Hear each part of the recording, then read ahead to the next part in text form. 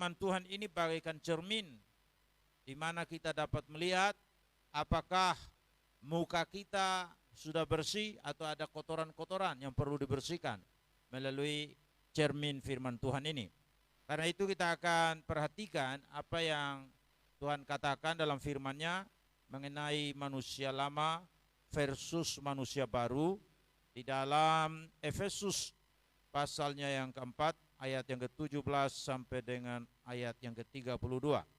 Melalui kebenaran firman Tuhan ini, mari kita secara jujur mengevaluasi diri kita, apakah kita ini sudah menjadi manusia baru atau kita masih menjadi manusia lama yang mempraktekkan gaya hidup dari manusia lama. Ataukah kita benar-benar sudah berpindah dari manusia lama ke manusia baru dan kita mempraktekkan gaya hidup manusia baru seperti yang diungkapkan dalam firman Tuhan. Apa yang Tuhan katakan mengenai manusia lama? Beberapa hal mengenai manusia lama ini. Pertama, tidak mengenal Allah dan hidup dengan pikirannya yang sia-sia. Jadi manusia lama ini walaupun mungkin dia adalah seorang anggota jemaat yang berjemaat secara tetap dalam sebuah gereja lokal, tetapi dia tidak mengenal Allah. Dan akibat karena dia tidak mengenal Allah, maka dia masih mempraktekkan gaya hidup dari manusia lama dengan pikirannya yang sia-sia. Pikirannya itu dipenuhi dengan hal-hal yang najis, hal-hal yang kotor. Oleh karena memang dia tidak mengenal Allah. Lalu yang kedua, memiliki pengertian yang gelap. Jadi pikirannya itu belum menerima pencerahan, penerangan dari Roh Kudus. Belum menerima penerangan dari firman Allah. Karena itu orang yang hidup sebagai manusia lama ini, dia memiliki pengertian yang gelap sehingga dia tidak mengenal Allah dengan benar. Dan yang ketiga, jauh dari persekutuan dengan Allah. Manusia lama karena dia tidak memiliki persekutuan dengan Allah, maka sudah tentu gaya hidupnya itu tidak menunjukkan dia adalah seorang yang takut akan Tuhan. Karena memang dia adalah masih manusia lama. Dan karena dia masih manusia lama, maka dia jauh dari hidup dalam persekutuan dengan Allah. Saudaraku yang kasih dalam Tuhan, kalau seseorang dia sudah menjauh dari persekutuan dengan Allah, maka orang-orang yang seperti ini sudah tentu juga dia akan menjauhkan diri dari pertemuan-pertemuan ibadah. Seperti yang dibiasakan oleh beberapa orang di kalangan jemaat-jemaat Ibrani seperti yang disebutkan di dalam Ibrani pasal 10 ayat yang ke-25. Berapa banyak orang dalam sebuah gereja yang sudah dibaptis, tetapi kemudian mereka tidak pernah aktif dalam mengikuti pertemuan-pertemuan ibadah. Mereka menjauhi diri dari persekutuan. Mengapa demikian? Karena walaupun mungkin sudah dibaptis, yang menunjukkan perpindahan hidupnya dari manusia lama ke dalam kehidupan yang baru oleh kemuliaan Allah Bapa yang dinyatakan melalui kesediaannya mati bersama dengan Kristus melalui baptisan dan bangkit bersama dengan Kristus dalam kemuliaan. Tetapi orang yang bersangkutan bisa jadi sama seperti anjing yang kembali lagi ke muntahnya. Sama seperti babi yang kembali ke kubangannya. Karena itu dia kembali lagi ke dalam kehidupan yang lama. Tabiat yang lama. Dan mempraktekkan gaya hidup yang lama. Sehingga dia tidak punya kesukaan untuk hidup dalam persekutuan dengan Allah. Dan karena itulah dia juga menjauhi persekutuan dengan saudara-saudara seiman di dalam sebuah gereja lokal seperti halnya kita yang ada di tempat ini. Kemudian yang berikutnya itu hatinya dikuasai oleh kebodohan dan kedegilan. Orang yang seperti ini walaupun kita beritahu, dia selalu menyatakan pemberontakannya. Contohnya begini, ada persoalan dalam hubungan pernikahan, tapi kemudian datang untuk menerima bimbingan. Misalnya saya membimbing pasangan suami istri, tapi karena mereka keras kepala, mereka memilih untuk bercerai. Orang-orang yang seperti inilah yang disebut sebagai orang yang masih hidup dikuasai oleh manusia lama, sehingga hatinya itu dikuasai oleh kebodohan dan kedegilan. Dan berapa banyak orang mengaku diri Kristen, tapi masih menjalani kehidupan di mana hatinya dikuasai oleh kebodohan dan kedegilan. Lalu yang berikut, perasaannya tumpul. Kalau orang melakukan dosa, saudara-saudara, pasti dia merasa bersalah. Kalau dia mengatakan hal-hal yang kotor, pasti dia merasa bersalah. Karena tidak cocok dengan gaya hidup seorang kalau dia sudah berpindah dari manusia yang lama itu kepada manusia baru. Tetapi karena perasaannya tumpul, semua hal yang jahat yang dilakukan, dia anggap itu biasa-biasa saja. Tidak ada rasa bersalah, tidak ada penyesalan. Karena dia masih manusia lama. Sehingga perasaan yang tumpul. Lalu yang berikutnya menyerahkan diri kepada hawa nafsu. Saudara yang kasih dalam Tuhan, orang yang masih hidup sebagai manusia lama, dia takluk kepada hawa nafsu. Karena itu berita-berita yang kita dengar di televisi, kita baca di media sosial, berbagai-bagai kejahatan dilakukan, itu oleh karena manusia takluk kepada hawa nafsunya. Dan firman Tuhan berkata, seorang yang masih hidup sebagai manusia lama, hidupnya itu dikuasai oleh berbagai-bagai hawa nafsu. Dia senang melakukan hal itu. Bagi dia itu bukan merupakan satu kejijian. Itu sesuatu yang menyenangkan. Dan karena itulah dia menyerahkan diri untuk melakukan berbagai-bagai nafsu. Lalu yang berikutnya, mengerjakan dengan serakah segala macam kecemaran. Saudara, ini ciri khas dari manusia lama.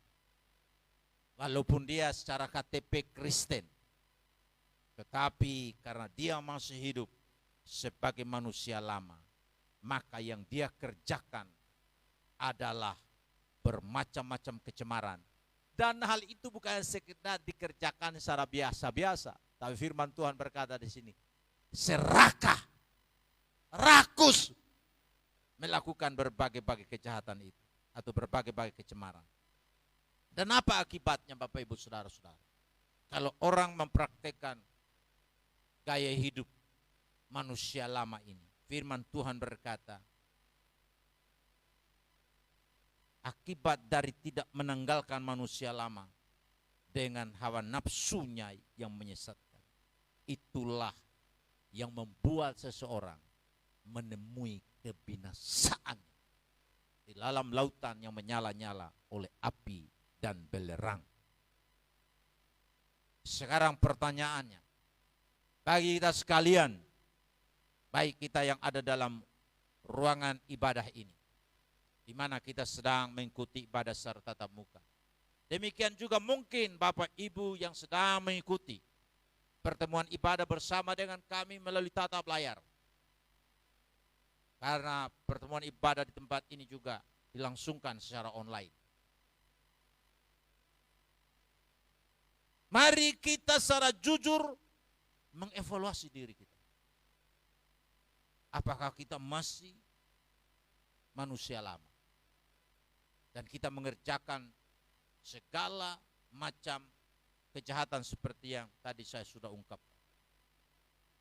Ataukah kita sudah berpindah dari manusia lama dan meninggalkan semua kejijikan, kejijian gaya hidup dari manusia lama ini. Dan kita berpindah menjadi manusia baru.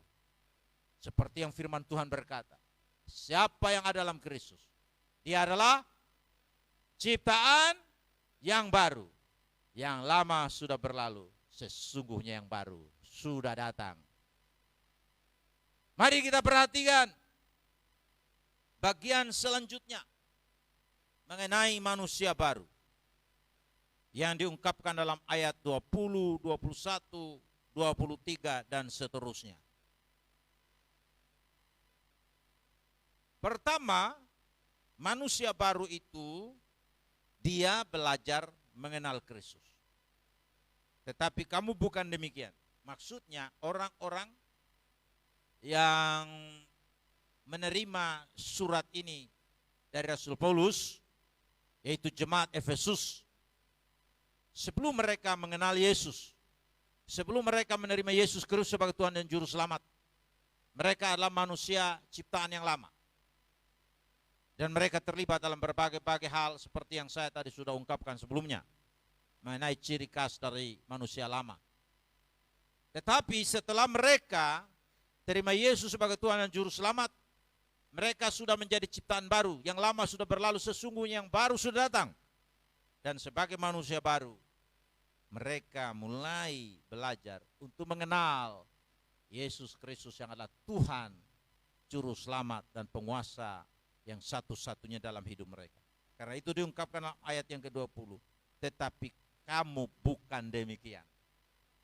Hal yang sama yang Tuhan nyatakan bagi kita sekalian.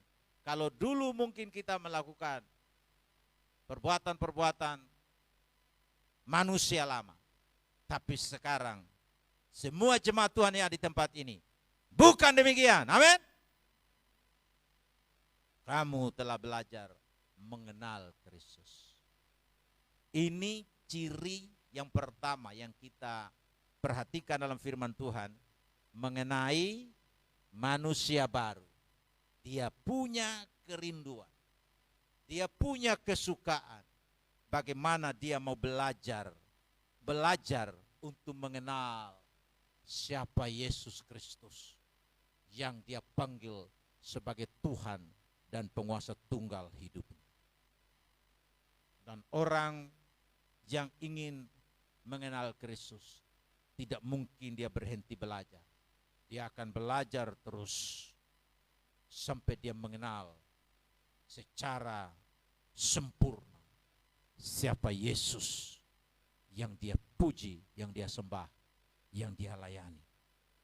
Kemudian yang kedua, menerima pengajaran di dalam dia menurut kebenaran yang nyata dalam Yesus Kristus.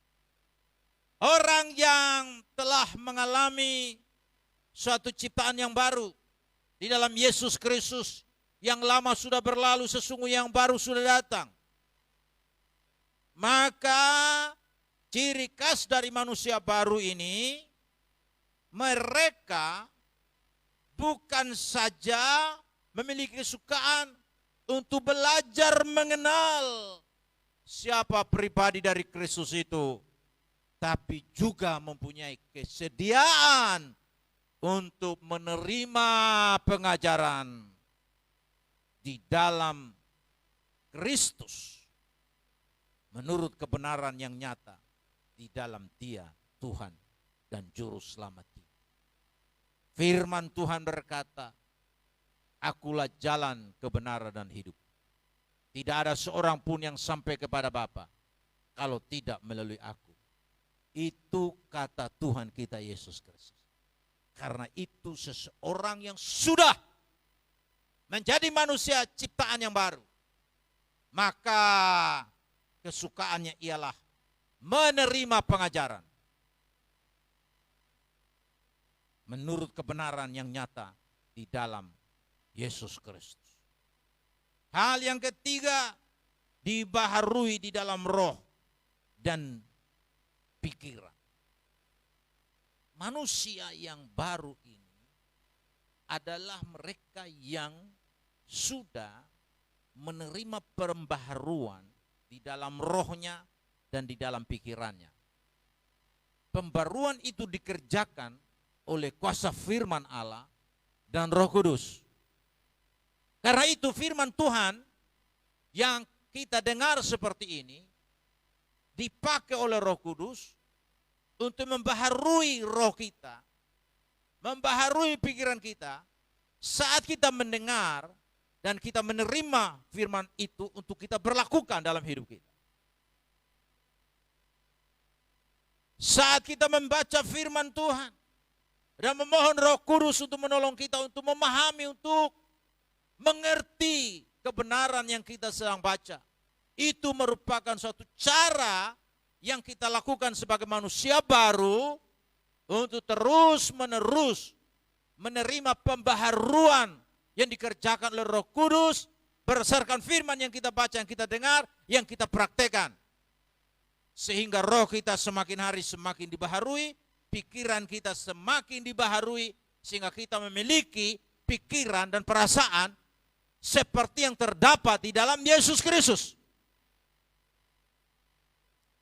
Yang berikutnya, saudara-saudara yang kasih dalam Tuhan,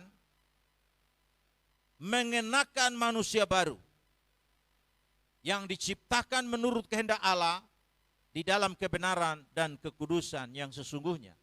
Jadi manusia baru adalah orang-orang yang mempunyai kesukaan untuk mempraktekkan kebenaran firman Allah. Mereka mau menjalani kehidupan yang benar. Mereka tidak cocok dengan kehidupan yang penuh dengan ketidakbenaran. Mungkin kita bisa jatuh di dalam hal-hal yang demikian, tetapi kita tidak akan senang untuk berkubang di dalam ketidakbenaran. Karena manusia baru sudah menerima sifat baru dari Tuhan, maka kesukaannya ialah mempraktekkan kebenaran. Manusia baru karena sudah dikuduskan oleh Tuhan, maka kesukaannya ialah melakukan kekudusan. Karena itu ketika kita melakukan hal-hal yang najis, saudaraku yang kasih dalam Tuhan, itu merupakan sesuatu yang tidak cocok dengan gaya hidup kita yang sudah dibaharui di dalam Yesus Kristus menjadi manusia ciptaan yang baru. Jadi orang yang sudah menerima hidup baru dari Tuhan, mereka punya kesukaan untuk mempraktekkan gaya hidup yang benar, gaya hidup yang kudus. Karena itu firman Tuhan berkata, hendaklah kamu kudus karena aku Jangan saudara salah bicara kudus. Yang dikatakan dalam firman Tuhan adalah kudus. Kemudian yang berikutnya, membuang dusta dan berkata benar seorang kepada yang lain sebagai sesama anggota tubuh Kristus. Bapak, Ibu, saudara-saudara, kalau kita mau jujur, banyak kali kita juga berdusta, berbohong. Contoh yang sangat kecil. Misalnya pemimpin pujian sudah ada di sini. Terus singers, pemain musik belum ada. Lalu di bel. Kamu sudah di mana? Dia masih pakai pakaian di rumah. Tapi dia bilang sudah di pertengahan jalan. Dusta atau tidak itu? Pernah melakukan atau tidak? Jujur, bukan hanya saudara saja. Saya juga kadang-kadang berbohong juga. Saya ditelepon oleh Om Elitari misalnya. Sudah di mana ini? Sudah menuju ke Oesau. Padahal kami masih di mana ini? Tarus. Ya, tapi ada benarnya juga. Kan sudah menuju ke Oesau toh. Saudara-saudara, harusnya memberitahu kami ada Tarus. Kalau menuju ke Oesau memang sudah dekat.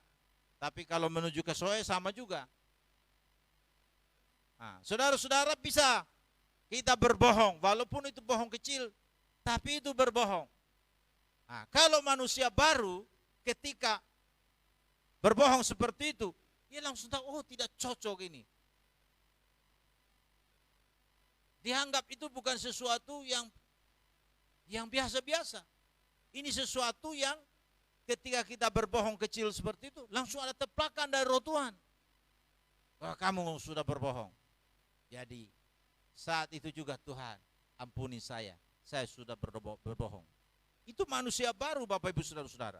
Jadi manusia baru ini yang diciptakan dalam Kristus menurut kehendak Allah, dia senang untuk berkata benar, melakukan kebenaran, hidup dalam kekudusan. Dia buang dusta dan dia belajar bagaimana berkata-kata yang benar seorang dengan yang lain dalam suatu persekutuan tubuh Kristus, karena kita adalah sesama anggota. Jadi Bapak Ibu Saudara, jangan sampai karena kita merasa sayang dengan dusta, kita tidak mau membuang. Membuang itu artinya sudah jauh sekali itu. Dan jangan sampai kalau kita sudah buang, kita cari lagi di mana dusta tadi yang kita sudah buang, kita cari-cari lagi, kita merasa sayang, kita ambil lagi. Kalau kita sudah buang, buang selamanya.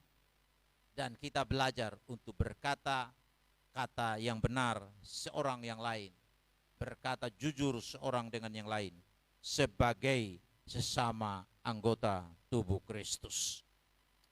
Kemudian manusia baru, saudara-saudara yang kasih, bisa marah tapi tidak sampai berbuat dosa karena tidak mau memberikan kesempatan atau tempat atau celah kepada iblis. Karena itu firman Tuhan berkata, apabila kamu menjadi marah, janganlah kamu berbuat dosa. Janganlah matahari terbenam sebelum padam amarahmu, dan janganlah beri kesempatan kepada iblis. Kita bisa saja marah. Istri bisa marah sama suami, suami bisa marah sama istri. Orang tua bisa marah sama anak-anak. Pendeta juga bisa marah terhadap jemaatnya. Jemaat juga bisa marah sama pendetanya. Bisa. Karena ada ketidakbenaran mungkin yang sedang dilakukan.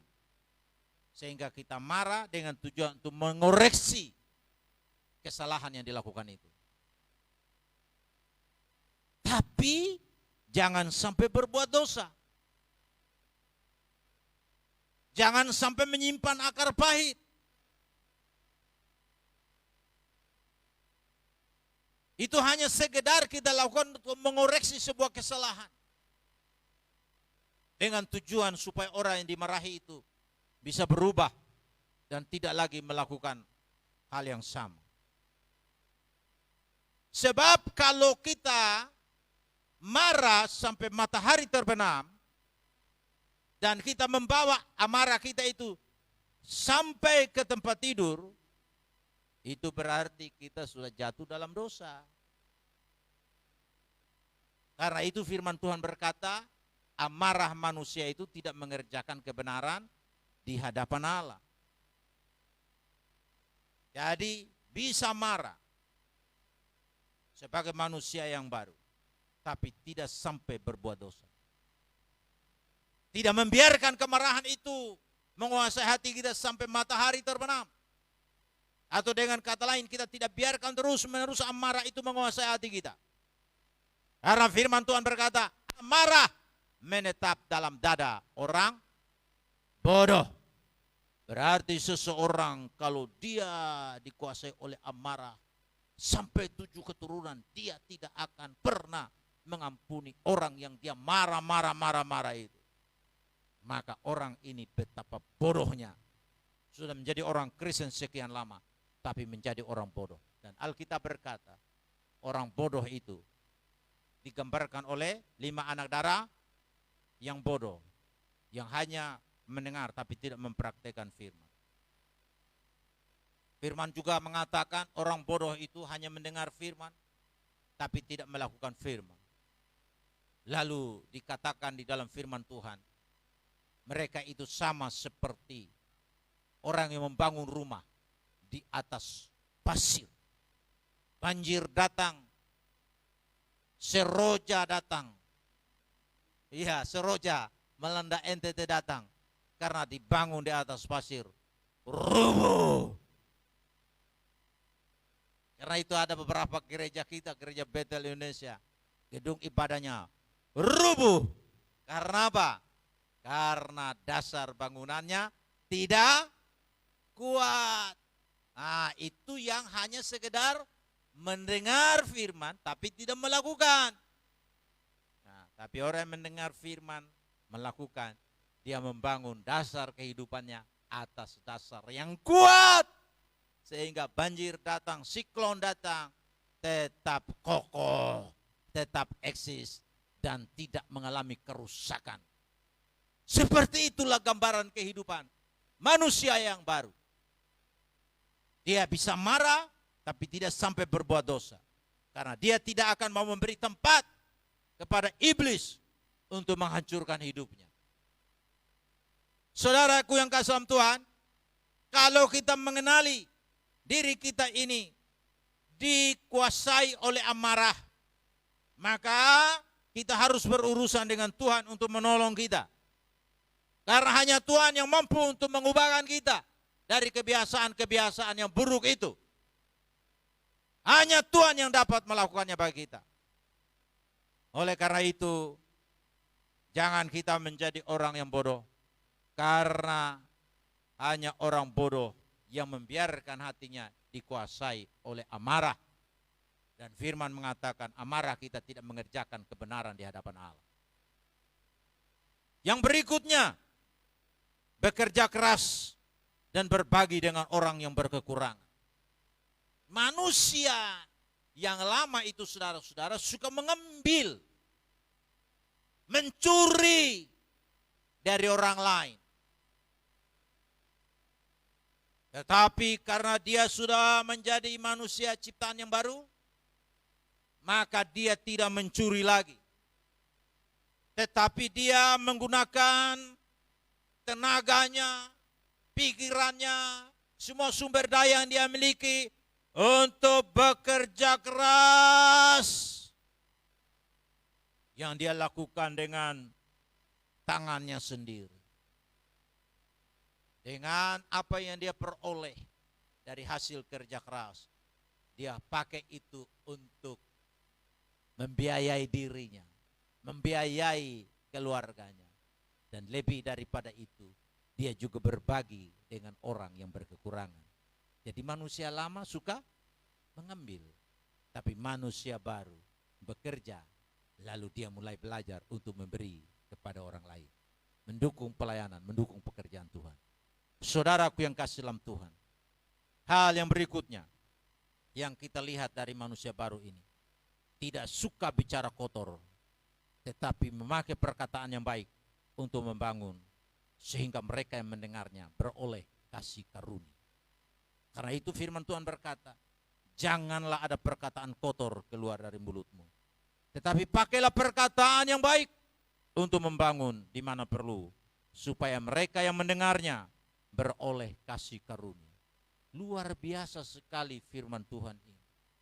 Saya betul-betul disadarkan oleh Tuhan melalui kebenaran ini, bahwa ketika kita mengatakan perkataan-perkataan yang baik untuk membangun orang yang mendengarkan kita, orang itu memperoleh kasih karunia. Tetapi sebaliknya, kalau perkataan-perkataan yang kita katakan itu kata-kata yang kotor, kata-kata yang berisikan makian, fitnah, hinaan, kemudian melabelkan orang lain yang sudah diberi nama Markus, tapi kemudian dia mengatakan, oh sama seperti mengidita.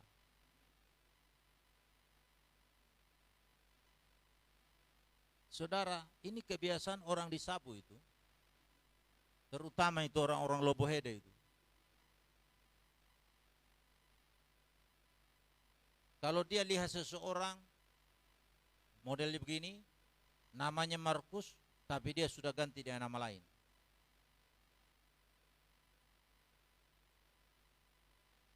Itu tidak cocok lagi dengan kehidupan manusia yang baru. Mengapa? Karena orang itu seperti itu sekarang, bukan dia yang ciptakan dirinya. Tuhan yang ciptakan dia.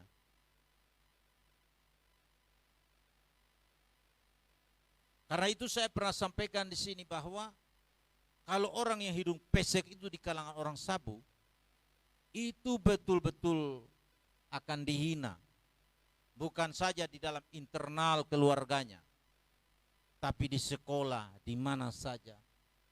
Kau so-so saja, pakai penyihwanga. Ya kan? Biasa begitu kan? Ya, Om Nabas ya? Iya. So-so saja. Padahal dia ke penyihwanga itu bukan karena dia yang cipta. Tuhan memang sudah membentuk dia seperti itu. Nah, terus kita bangga-banggain orang yang tonahwanga, yang hidung mancung. Saya baru tahu, Bapak Ibu Saudara-saudara, kenapa dulu kita begitu mengagumi hidung mancung itu. Dan hidung pesek itu dihina-hina. Ternyata saya tahu rahasianya. Karena salah satu kebiasaan orang Sabu adalah cium hidung. Dari dulu, mau laki perempuan, mau cewek cantik atau cewek ganteng atau tidak ganteng, dalam hal-hal tertentu akan ditandai dengan penciuman ini. Hidung dengan hidung. Jadi memiliki arti yang banyak sekali. Misalnya kalau kita hadir dalam ibadah pemakaman misalnya, maka sebagai rasa turut sepenanggungan dengan orang yang berduka, kita nyatakan itu dengan cara cium hidung. Itu artinya turut sepenanggungan. Kalau kita hadir dalam acara nikah, kita mencium keluarga yang punya pesta itu. Itu juga punya arti turut bersukacita. Kalau terjadi konflik di antara kita, lalu terjadi pendamaian, kita juga nyatakannya dengan cium hidung.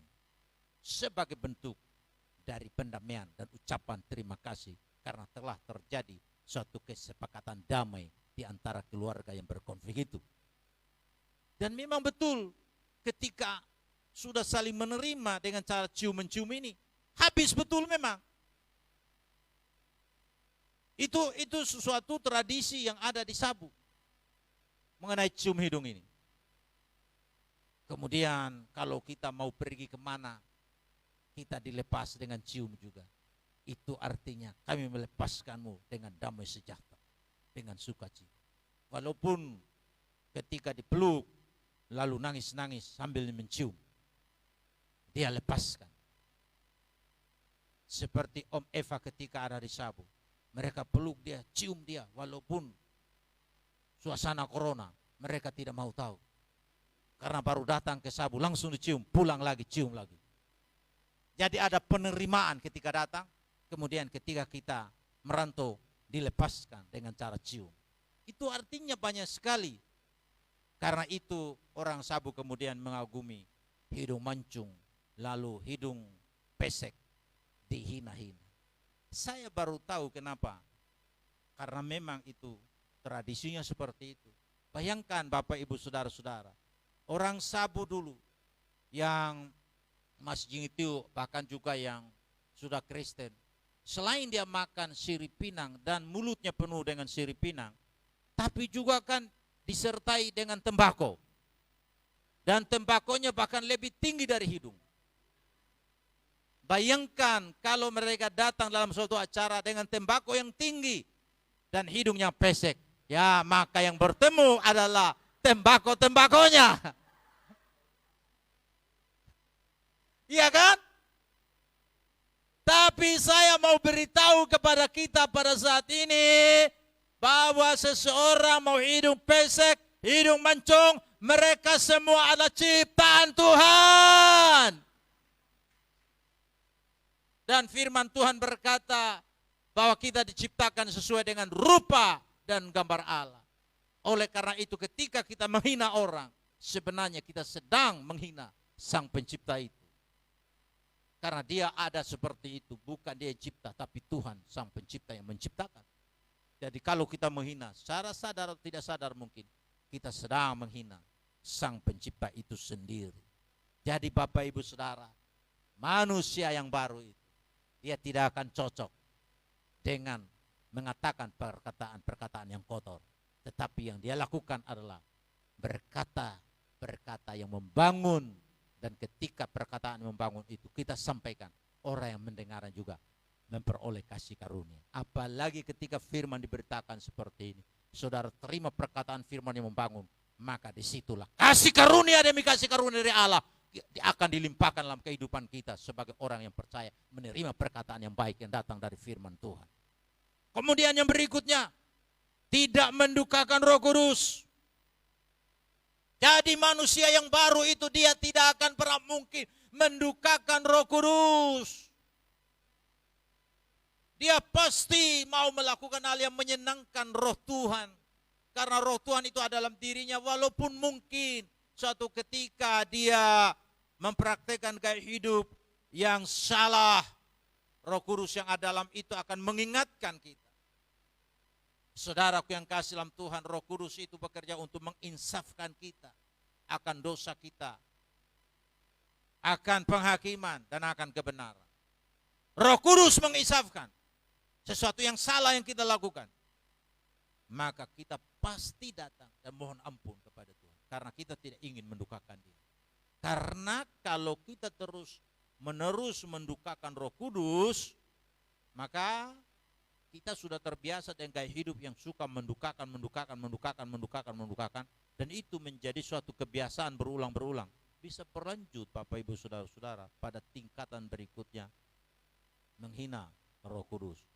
Dan ketika kita melakukan penghinaan, akhirnya juga masuk dalam tingkatan berikutnya itu berdusta kepada Roh Kudus.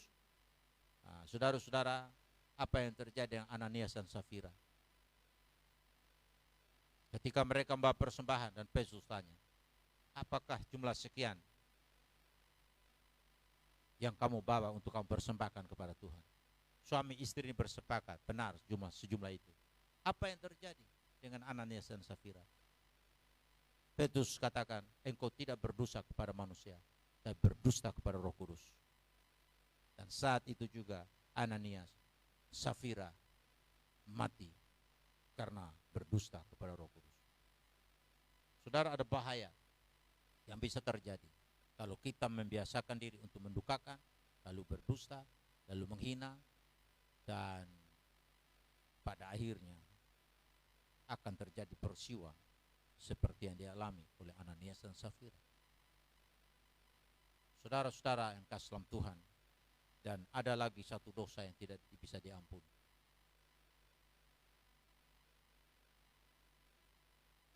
Dengan kita melakukan penghujatan terhadap Roh Kudus.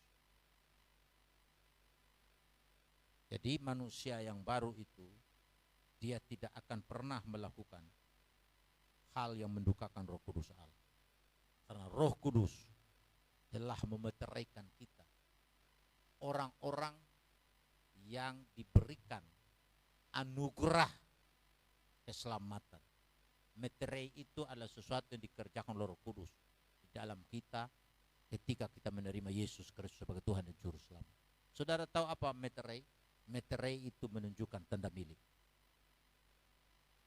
Dan tidak ada orang yang akan mengakui itu sebagai miliknya kalau itu sudah menjadi meterei kita. Meterei yang kita cap sebagai tanda milik kita.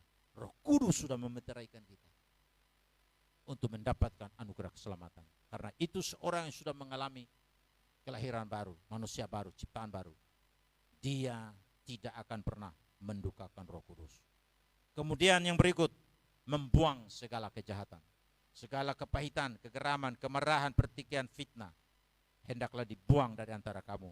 Demikian pula segala kejahatan.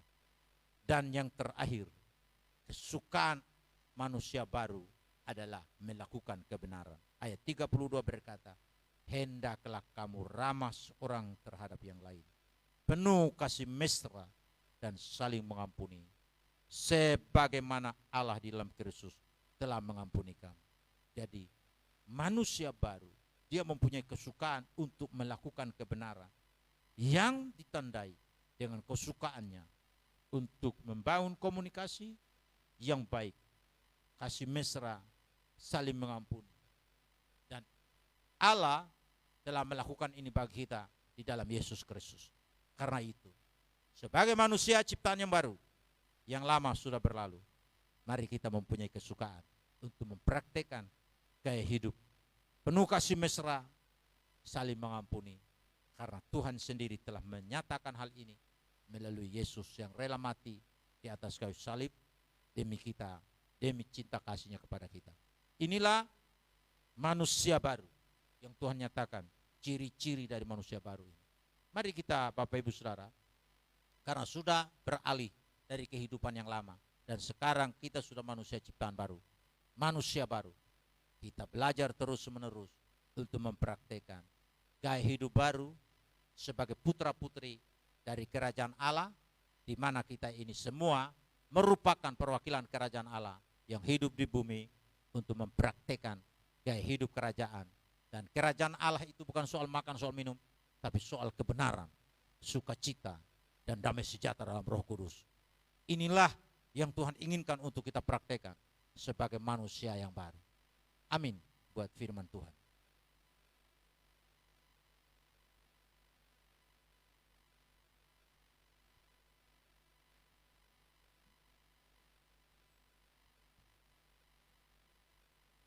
Mari kita semua bangkit berdiri. Haleluya Yesus. Haleluya.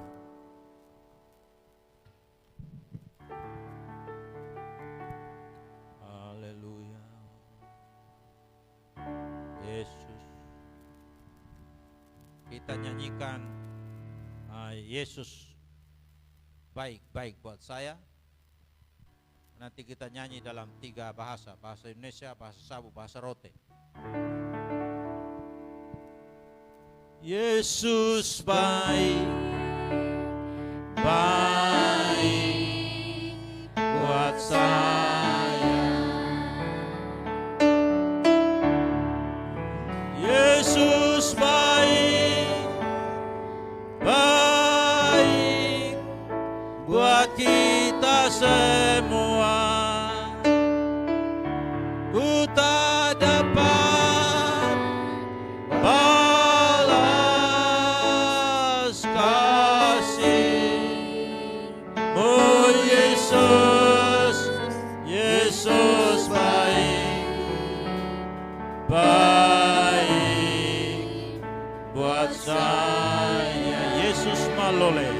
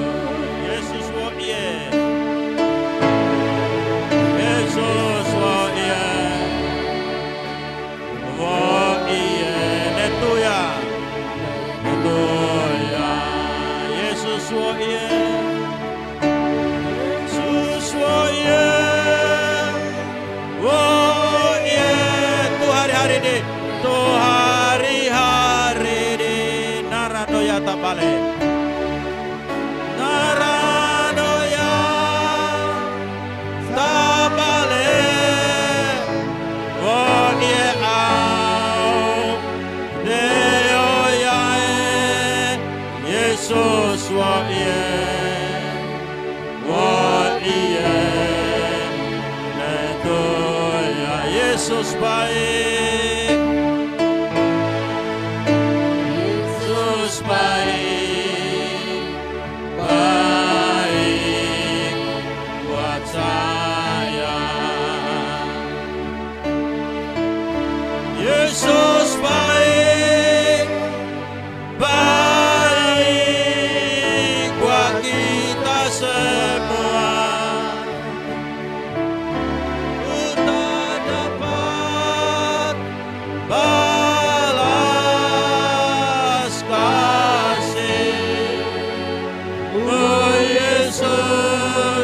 Yesus baik, baik buat saya. Oh, Yesus baik, Yesus baik, amin, baik buat saya. Yesus baik, baik buat kita semua, amin. Ku tak dapat balas kasih. Oh Yesus, Yesus baik, baik buat saya. Haleluya, haleluya. Kami memuji menyembah-Mu, kami tinggikan nama-Mu Yesus. Engkaulah Tuhan kami, Engkaulah Raja kami, Engkau yang layak disembah, Engkau yang layak ditinggikan dari selama-lamanya sampai selama-lamanya. Engkaulah Tuhan, Engkaulah Raja, Engkaulah penguasa dalam hidup kami, yang tidak pernah meninggalkan kami. Engkau yang ada, yang sudah ada, dan yang akan datang. Besar dan ajaib segala pekerjaan-Mu, adil dan benar segala jalan-Mu. Ya Tuhan Allah yang Maha Kuasa, pencipta langit dan bumi, laut dan segala isinya. Engkaulah Tuhan kami, Engkaulah Raja kami, Engkaulah penguasa yang satu-satunya dalam hidup kami. Haleluya, haleluya, haleluya, haleluya, haleluya, haleluya, haleluya, haleluya. Oh Yesus, haleluya, haleluya. Terima kasih, haleluya. Oh haleluya, haleluya, haleluya. Bapa, terima kasih untuk firman-Mu yang kami sudah dengarkan. Kami mohon Roh Kudus tolong kami sekalian, biar kami semua bersikap jujur tentang diri kami sendiri. Kalau kami masih terlibat dalam perbuatan-perbuatan manusia lama kami mohon ampuni kami Tuhan. Baharui kami sekalian ya Tuhan. Tolong kami ya Tuhan untuk meninggalkan semua kebejatan-kebejatan dari gaya hidup manusia lama. Dan biarlah kami sungguh-sungguh ya Tuhan mempraktekkan suatu kehidupan sebagai orang-orang yang sudah menerima pembaharuan dikerjakan oleh firman dan Roh Kudus, sehingga kami sudah diciptakan menjadi manusia yang baru dalam Kristus. Biarlah kami semua dapat mempraktekkan gaya hidup manusia baru seperti firman-Mu kami sudah dengarkan. Kami berdoa di dalam nama Yesus Kristus, meteraikanlah firman-Mu dalam loh hati kami. Jadikan kami bukan sekedar dengar, tapi juga mau melakukannya dalam kehidupan kami, mau mempraktekannya dalam kehidupan kami. Bapa surgawi, kami berdoa bagi kami sekalian, baik kami yang ada dalam ruangan ini, demikian juga umat mungkin sedang mengikuti ibadah ini bersama-sama dengan kami melalui live di Facebook. Mereka yang ada di luar Kupang ini, yang ada di Sumatera, yang ada di Kalimantan, atau yang ada di mana saja, kami berdoa, kami serahkan mereka juga dalam tangan-Mu. Minta Tuhan lawat mereka sama seperti Tuhan lawat kami di tempat ini. Apabila ada yang sakit, jamah sembuhkan dalam nama Yesus. Oh, yang berdosa ampuni kami ya Tuhan. Apabila ada yang berkekurangan, Engkau Tuhan yang memenuhi kebutuhan kami. Sesuai kekayaan kemuliaan-Mu yang terdapat dalam Yesus Tuhan. Terpujilah nama-Mu kal selamanya. Demi Yesus Kristus firman yang hidup, kami berdoa dan kami mengucap syukur. Haleluya. Amin. Silakan duduk Bapak Ibu Saudara-saudara. Mari kita menyiapkan diri kita untuk membawa persembahan kita. Saya minta Bapak Nabas berdoa untuk persembahan.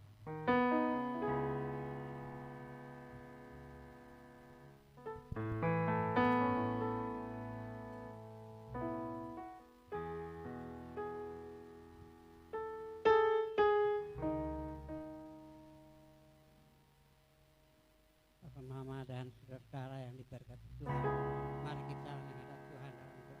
Mari kita berdoa. Bapa surgawi, Bapa yang baik, Bapa yang kami sembah sujud dalam nama Yesus Kristus Juru Selamat kami. Terima kasih banyak atas firman Tuhan yang datang untuk kami pada saat ini Tuhan. Biarlah firman-Mu boleh mendapat tempat yang layak di dalam hati bagi kami. Terima kasih banyak Tuhan Yesus. Segala puji dan syukur menaikkan kehadapan hadirat. Pada saat ini Tuhan, tibalah saatnya kami mau memberikan persembahan kami. Terimalah persembahan kami. Walaupun sedikit dan tidak berarti, tidak sesuai dengan pemberian-Mu Tuhan. Terimalah sebagai persembahan yang berbau harum di hadapan hadirat-Mu. Teristimewa tubuh, jiwa, dan roh kami. Semuanya kami persembahkan di dalam nama Yesus Kristus sebagai persembahan yang hidup bagi kami. Terima kasih banyak Tuhan Yesus. Terima kasih. Haleluya. Amin. Sempat memberi, betapa dalamnya kasih setia Tuhan dalam hidup kita.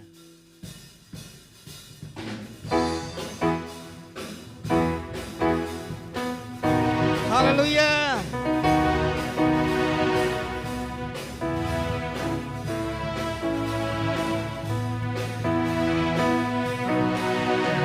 Betapa dalamnya kasih setiamu, betapa besarnya kebaikanmu, hidupku dipenuhi kemuliaanmu, indahnya oh Yesus Betapa dalamnya. betapa dalamnya kasih setiamu, betapa besarnya kebaikanmu, hidupku dipenuhi kemuliaanmu, indahnya oh Yesus Sempurnalah. sempurnalah. Mari Bapak Ibu kita semua berdiri. Sejak kau hadir dalam hatiku, kau perhatikanku setiap waktu. Oh sungguh indahnya Yesus Tuhanku, betapa dalamnya kasih setiamu, betapa besarnya kebaikanmu, hidupku dipenuhi kemuliaanmu, indahnya oh Yesus Tuhan. Sekali lagi betapa dalam. Betapa dalam. Kasih setiamu, betapa besarnya kebaikanmu, hidupku dipenuhi kemuliaanmu, indahnya oh Yesus Tuhan. Sempurnalah. Sempurnalah kehidupanku, sejak kau hadir dalam hatiku, kau perhatikanku setiap waktu. Oh sungguh indahnya Yesus Tuhanku, betapa dalamnya kasih setiamu, betapa besarnya kebaikanmu, hidupku dipenuhi kemuliaanmu, indahnya oh Yesus Tuhanku.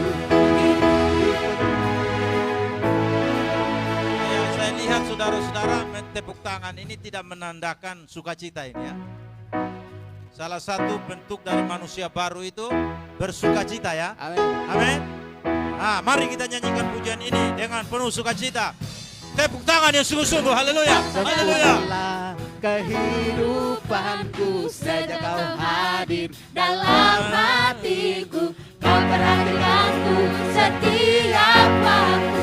Oh sungguh indahnya Yesus Tuhanku, betapa dalamnya kasih setiamu, betapa besarnya kebaikanku. Hidupku dipenuhi kemuliaan-Mu, indahnya oh Yesus Tuhanku, betapa dalamnya kasih setiamu, betapa besarnya kebaikanmu. Dipenuhi kemuliaan-Mu, indahnya oh Yesus Tuhanku. Dipenuhi kemuliaan-Mu, indahnya oh Yesus Tuhanku. Dipenuhi kemuliaan-Mu, indahnya oh Yesus Tuhanku. Haleluya. Amin. Haleluya. Amin. Haleluya. Haleluya. Baik, tetap berdiri. Kita akan mengakhiri pertemuan ibadah kita termin pertama dan kita akan lanjut nanti jam 9. Jadi Bapak Ibu Saudara-saudara yang mengikuti pertemuan ibadah dengan kami di Facebook, jam 9 nanti akan ada pertemuan ibadah yang kedua dan firman Tuhan yang sama akan disampaikan oleh saya sendiri. Baik, Bapak Ibu yang ada di jemaat ini, pertemuan ibadah kita tengah minggu kita lakukan hari Kamis pada jam 7 malam. Karena itu yang dekat di sekitar ini bisa hadir, yang jauh saudara bisa mengikutinya secara virtual. Seperti kemarin ketika saya ada di Alor, saudara-saudara yang ada di sini, saya mengikuti juga sama dengan saudara-saudara. Saya berlutut di kamar hotel sambil nyanyi-nyanyi dan melihat yang saudara-saudara persiapkan dalam untuk ibadah itu sampai akhirnya, sampai selesai ibadah. Saya seperti mengikuti di dalam ruangan di sini juga. Saya berharap seperti itu juga ketika saudara mengikuti ibadah secara online dari tempat ini. Kemudian ibadah wanita, ibadah muda, anak berjalan seperti biasa, dan kelompok-kelompok kecil kita yang namanya KUK itu komunitas umat kerajaan Kristus juga dapat berjalan sebagaimana biasa. Kiranya Tuhan memberkati kita berlimpah-limpah. Kiranya Tuhan memberkati aku berlimpah-limpah dan memperluas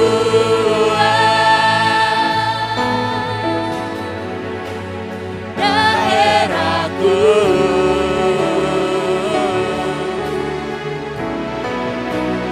Dan kiranya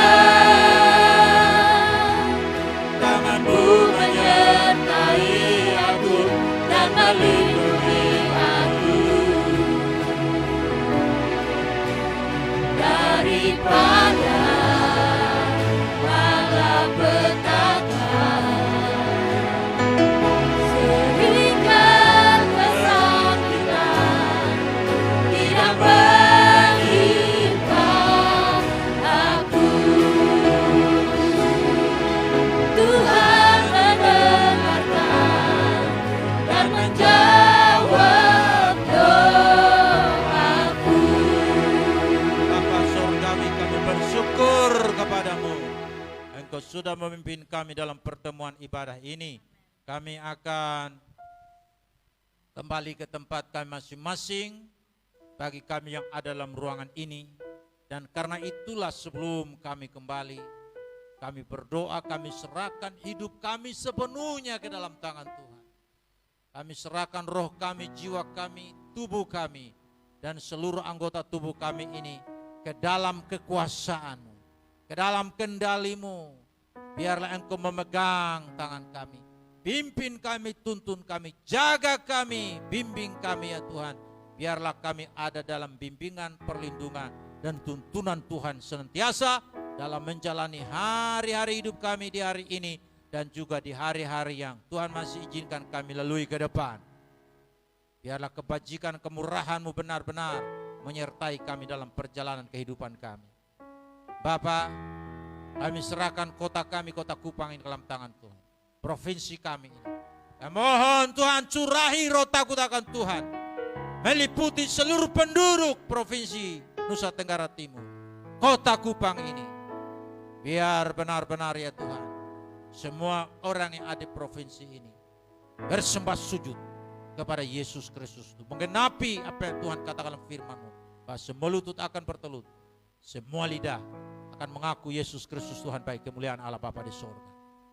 Bapa, kami mohon supaya pemerintah kami ini benar-benar dapat menjalankan keadilan dan kebenaran. Dan keadilan sosial bagi seluruh rakyat Indonesia. Hindarkan dari praktek-praktek manipulasi. Demikian juga korupsi dan sebagainya. Biar benar-benar pemerintah kami membangun yang dasar kebenaran keadilan, supaya berkat Tuhan dilimpahkan atas bangsa kami Indonesia, atas provinsi kami Nusa Tenggara Timur, atas kota Kupang ini. Terima kasih banyak Bapa di surga. Doa kami naikkan kepadamu di dalam nama Yesus yang berkuasa. Kami bersyukur, dan sekarang tiba saatnya kami hendak kembali. Untuk itulah kami mohon berkat Tuhan. Turunlah atas kita sekalian segala berkat yang berlimpah-limpah dari Bapa kita di surga. Kasih Yesus Tuhan, persekutuan Roh Kudus menyertai, membimbing, menuntun kita, mengurapi kita, melengkapi kita dengan kekuasaan dari tempat yang maha tinggi. Biarlah kita dapat menikmati suatu kehidupan yang diberkati, seperti firman Tuhan berkata, segala kebajikan kemurahan Tuhan mengikuti kita seumur hidup kita, mulai saat ini sampai dengan hari Maranatha, kekal selama-lamanya. Dalam nama Tuhan Yesus Kristus kita menerima berkat Tuhan. Haleluya. Amin. Selamat hari Minggu. Selamat pulang bagi kita yang ada di tempat ini. Tuhan Yesus memberkati.